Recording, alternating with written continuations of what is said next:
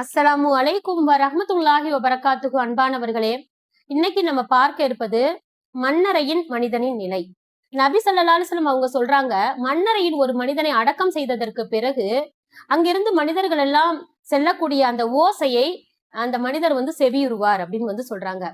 அவர் ஒரு இறை நம்பிக்கையாளராக இருந்தா அவருடைய தொழுகை அவருடைய தலைப்பகுதியிலும், அவருடைய ஜக்காத்து வலது பக்கத்திலும், அவருடைய நோன்பு இடது பக்கத்திலும், அதாவது காலடியில் அவருடைய குடும்ப உறவுகளும் அவர் செய்த இன்ன பெரிய நற்செயல்களும் அவர்களுக்கு பாதுகாப்பாக இருக்கும்.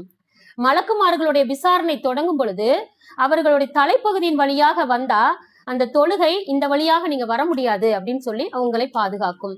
வலது பக்கமாக வரும்பொழுது ஜக்காத்தும், இடது பக்கமாக வரும்போது நோன்பும் அவரை பாதுகாக்கக்கூடியதாக இருக்கும்.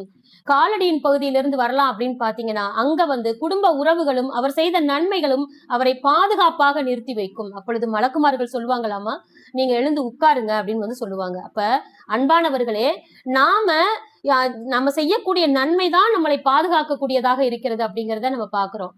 அதனால இன்ஷா அல்லாஹ் நாம் அந்த நன்மைகளை அதிகமாக செய்யக்கூடியவர்களாக இருக்க வேண்டும். அன்பானவர்களே, அஸ்ஸலாமு அலைக்கும் வரஹ்மத்துல்லாஹி வபரகாத்துஹு.